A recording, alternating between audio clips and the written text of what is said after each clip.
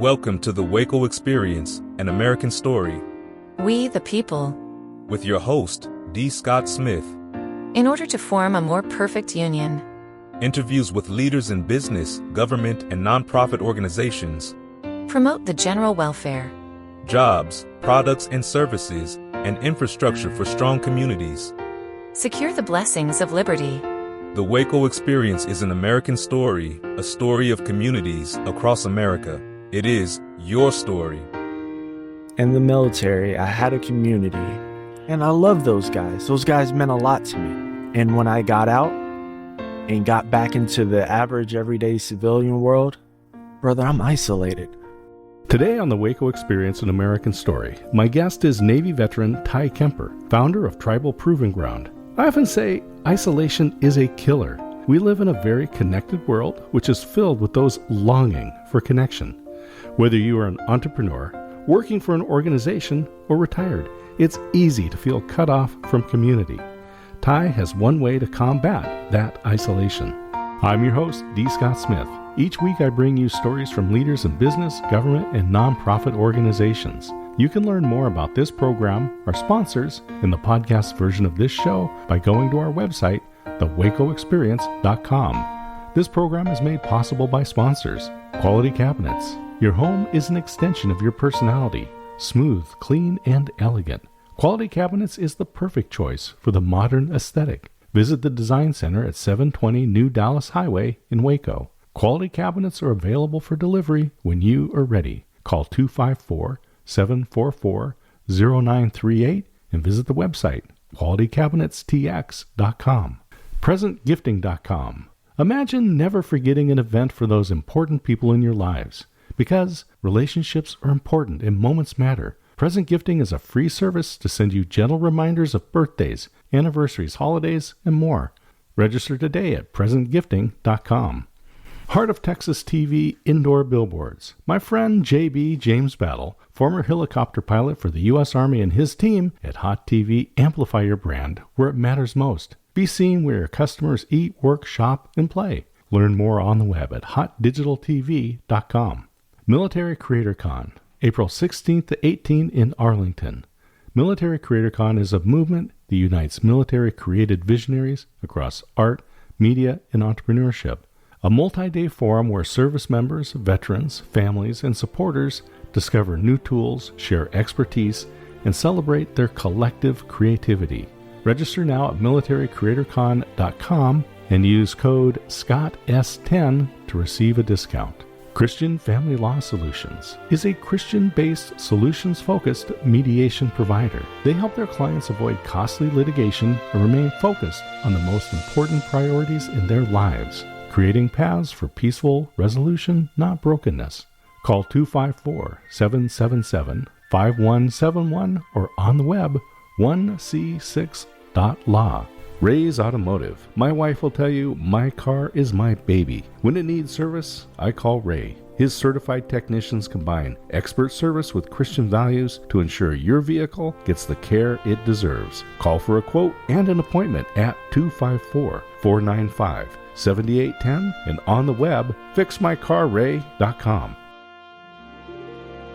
D-Scott here. I'm back at the Baylor Club on another beautiful day, and I get to record with Ty Kemper, and he's from Tribal Proving Ground. We're going to find out what that means in a little bit, but Ty, welcome to the WACO Experience. Thank you. I really appreciate the opportunity to speak with your listeners, speak with you, just to get to know each other better, and also inform the public a little bit more about Tribal Proving Ground.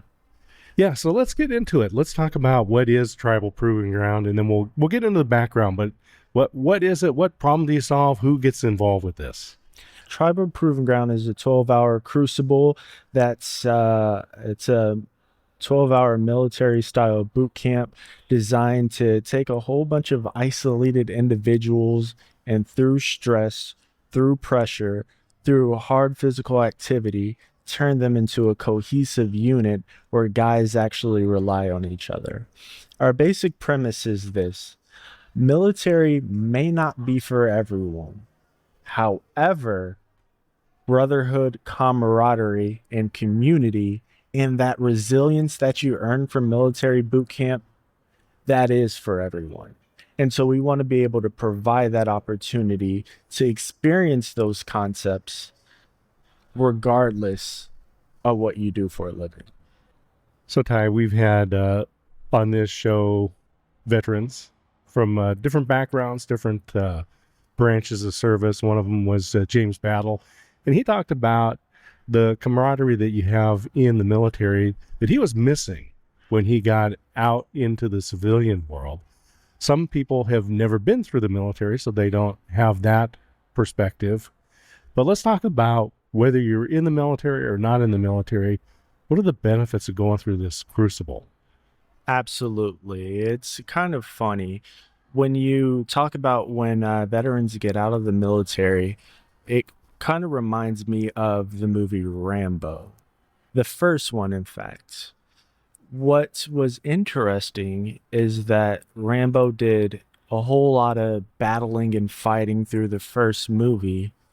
And at the end of the movie, when he actually had a short spiel of dialogue, his basic concept was this.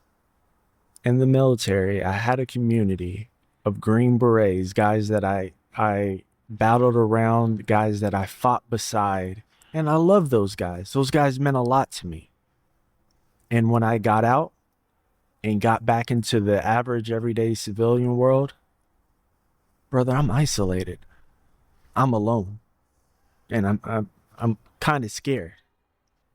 And so a lot of people don't have the opportunity to battle beside and see what kind of relationships forge in the middle of pressure.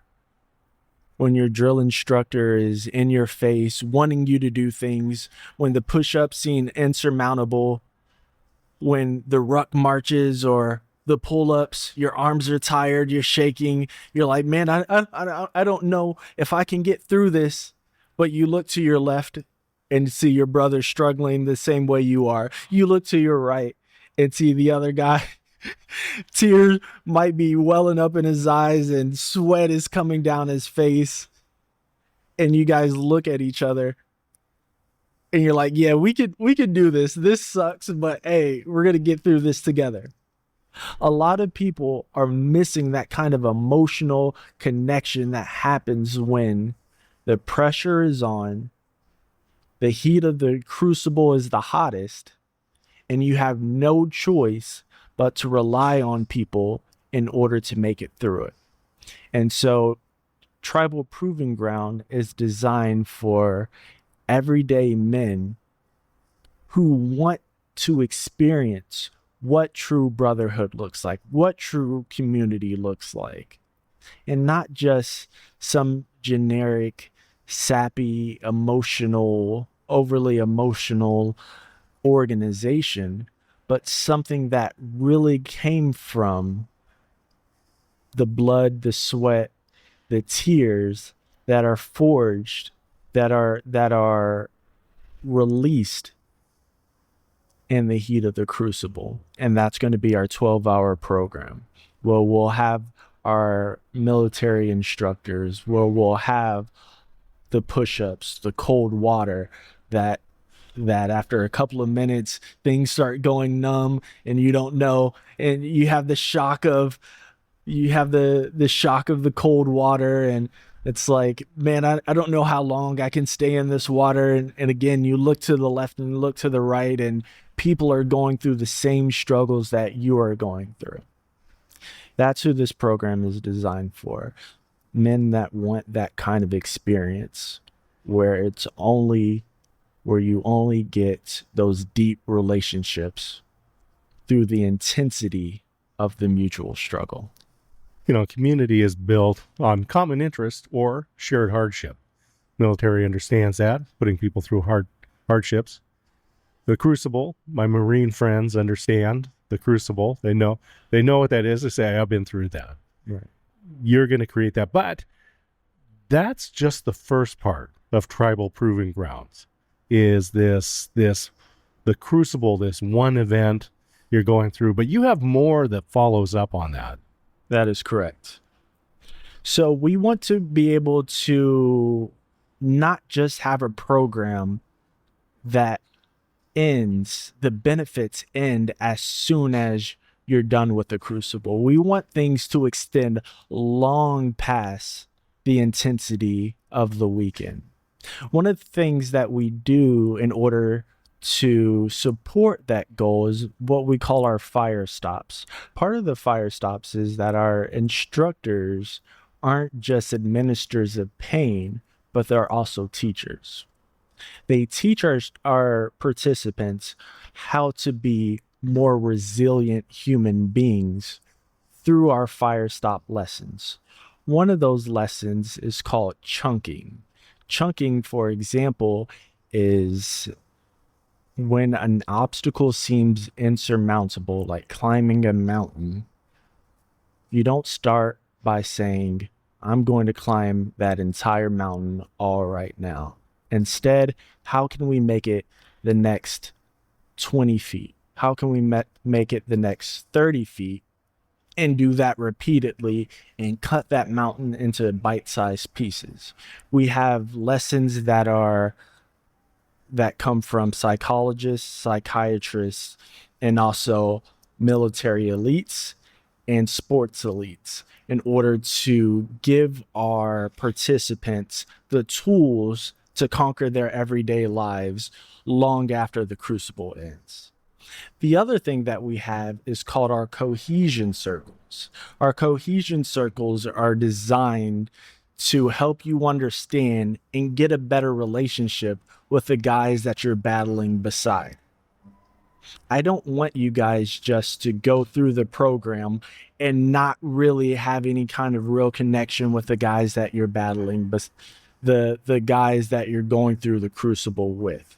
Instead, we have guided stops that offer guided conversations on how to go from strangers to, I think I just really built some rapport with these guys. These guys are, I'm vibing with the people that I am in the squad with. And you want that, so you're wanting these relationships to build beyond just this physical event. The purpose of Tribal Proving Ground is to build these long-lasting, enduring relationships with guys that will become your brothers for years and years and years. And you'll always have that moment that you went through together where you were, as you said, looking to the left, looking to the right, wondering, am I going to be able to make it? But I'm not alone. Correct. Absolutely. And that's going to happen in our life as we move forward.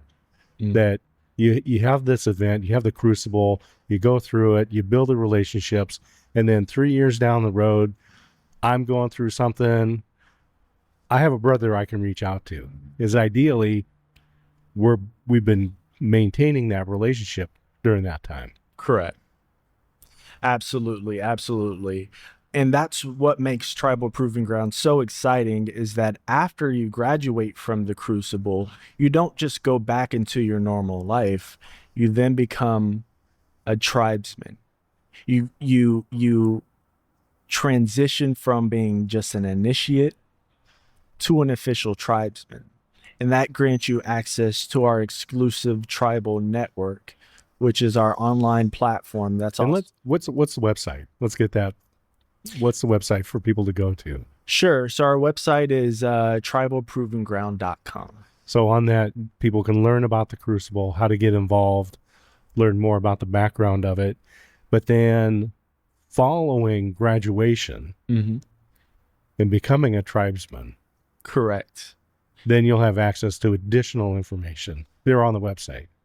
Yes. After that, you'll have access to, like you said, additional information about Tribal Proving Ground and also about the Tribal Network, which is our community that's exclusively for graduates of Tribal Proving Ground, where these guys can stay connected, have weekly workouts, and most importantly, have access to exclusive podcasts and interviews of people that want to give back the lessons that they learned in life. We have an interview from the first Surgeon General of the U.S. Space Force, Dr. Sparky Matthews. He was excited to offer lessons in leadership to our tribesmen on how to be better versions of themselves. And these lessons are only accessible to the people that have conquered the crucible. There again, you can learn lessons and still be a tribe, no matter if you're in Texas, New York, Hawaii, or California, or anywhere else, your tribe always remains. Today on the WACO Experience, an American Story, we've got Ty Kemper of Tribal Proving Ground. And we're talking about this crucible, but also what has been a result of our current society leads toward isolation. So even though we're connected, we're more connected than ever. Let's say people are longing for connection, for deep, meaningful relationships. The crucible is one place where you can start those relationships with a shared hardship that you're going through with a number of folks. Then you enter into the tribe in this greater community where you've got access to more training, more individuals.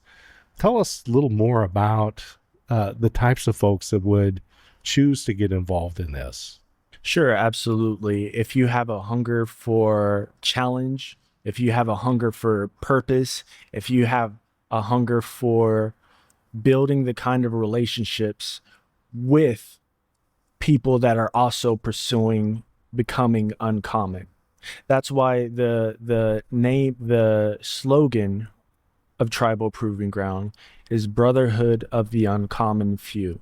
There are a lot of people that talk about wanting to be the best versions of themselves, that talk about wanting to show their grit, their resilience, but very few people actually prove themselves. That's why we're the Brotherhood of the Uncommon Few. If you feel like you want to be proven in your words of your resilience, your grit, your ability to endure tough times and those hardships that come with life, this is the moment to prove that. And this is who our community is designed for. So Ty, let's talk about your background and your journey into the Tribal Proving Ground. Absolutely. So I had a very interesting background. When I graduated from high school, I said that I wanted a life of adventure. I want to be able to experience things. I want to see all of what is out there in the world. In 2013, I enlisted in the U.S. Navy. I was a logistics specialist. My job was to pick up boxes and put them down somewhere. To pick them up, put them down. Do that over and over and over again. I was stationed on an aircraft carrier out in the Gulf of Mexico, and I couldn't do more, mainly because I was colorblind. And so I was lacking in some of the opportunities out there for different roles. I was more or less in the admin role of the Navy. When I got out of the Navy, I became a commercial diver or underwater welding. I moved to Seattle, Washington, went to the divers. So that's following part of that adventurous life, underwater welding. Okay, diving and welding. Exactly. It's funny. I got out of the Navy and moved on to commercial diving because I hated the Navy. And I was like, maybe the water isn't for me. And somehow immediately I jumped into commercial diving. I went to school for that, did the 9-month schooling for that, worked out in the Gulf of Mexico for about 4 or 5 months before, again, I realized, well, this looks great on Instagram, but it wasn't bringing me satisfaction knowing that this is who I was meant to be. Part of the course of becoming a commercial diver was dive medicine. That part I kind of really fell in love with. I was like, there's something about this medicine that is cool, because when everything around you is going crazy, there is somebody that can see through the calamity of the situation and actually provide services to the people that are injured in that calamity. And so I went to EMT school. I got my EMT and began working. After that, life pivoted again, and I found myself in the Federated States of Micronesia in the middle of the Pacific Ocean. There, I was with my fiance. Her family had a construction business, and they were trying to pass it down to her and myself, and said they want to retire. And hey, would you guys mind taking over this business? We said, sure, no problem. And again, my life pivoted. In Micronesia, I opened up a small business. That business is still in operation today. I was like, well, maybe business is for me. Maybe medicine isn't for me, but business is. But I still had that itch that I set out in order to conquer medicine, but I failed at my mission. I felt that my purpose in life was still medicine and what I can offer the world through that career, but I felt that I was giving up too soon. And so immediately I started going to online college at the University of Guam. I did a semester there, realized that I couldn't get to medical school, which again, I pivoted. I said, not only did I want to be an EMT, I also wanted to take on the hardest challenge that college had to offer, which is going from a blue collar person, going from a commercial diver who did terrible in high school, who didn't gain rank in the Navy, to becoming a doctor. I said that will be an incredible story of triumph and proof that I can overcome no matter what life throws at me. Years later, I found myself in Dallas, Texas, going to another community college, pursuing my goal at becoming a physician. After community college, I got accepted into Baylor University, where we are, and I kept hunting, proving my value to the world as a physician. I then got accepted into several medical programs, summer medical programs at Johns Hopkins Hospital in Baltimore, Maryland. There, I had some published research on pulmonology and critical care medicine. I did that for a few summers, and my third summer at Johns Hopkins, I spent in colorectal cancer and in oncology. From my time of leaving the Navy to my last summer at Johns Hopkins and Baylor University, and heading closer and closer to my dream of getting into medical school, I realized something. Why is it that I have not been happy since I left the Navy? When you're in warehousing, moving boxes around. When I was in the warehouse moving boxes, why is it that I've had success after success? I've done everything that I was supposed to do. I worked hard. I overcame obstacles. I would imagine that I would be extremely happy, but I'm not. I'm more anxious, more stressed, more alone than I have ever been. What is wrong with this picture? A few semesters later, I was accepted into medical school at Charles Drew in Los Angeles, California. It's a offshoot of UCLA Medical School. It was incredibly anticlimactic when I finally got into medical school. I felt that it was just another email. Great, awesome. I still have more things that I have to get done. And so it made me rethink what is wrong with this situation. Why is it that when I had the least amount of success, I was at my happiest. But when I have accomplished everything that I believe the American dream was telling us that we ought to achieve, I am more stressed, more anxious, and actually was on antidepressants. Why is that? I then remembered in the bottom of the aircraft carrier, we had a storeroom. That storeroom was where I worked, and it had a whole bunch of boxes, such as like toilet paper, such as aircraft parts, such as et cetera, et cetera, et cetera. I went down there one day and saw all these holes inside of the boxes. And I was like, what is going on? And so I just ignored it and moved on with my life. A week later, I was telling one of my shipmates, the guys that I was serving beside, I was like, man, the deployment is really stressing me out. I'm really going through it. And he put his arm around me and said, hey, you know what, Kemper? Let me tell you something. I bet you noticed those holes in those boxes. Well, I was down in your storeroom crying. He said, brother, I was really stressed out and I started punching boxes and I was really going through it. So, brother, let me tell you, you're not the only one going through this, brother. We're going through this together. And it made me feel like I'm not alone in this stress. And that meant something to my overall well-being. That even at the darkest moments, even at the hardest times, I'm not alone. And so you chose not to pursue medical school. That is correct.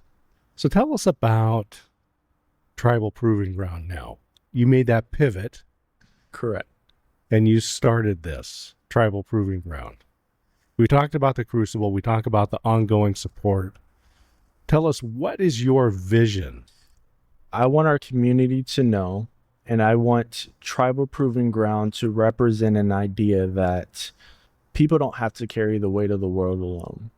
Through the Crucible and through surviving through intense hardship with people to the left and to the right of you, you can then go back out into the world and know that even in your toughest moments, when things are dark, when you're scared, if relationships break down, if your position doesn't work out, if you're having a medical scare, that you have brothers to rely on, and those relationships are enduring because you have fought beside those guys.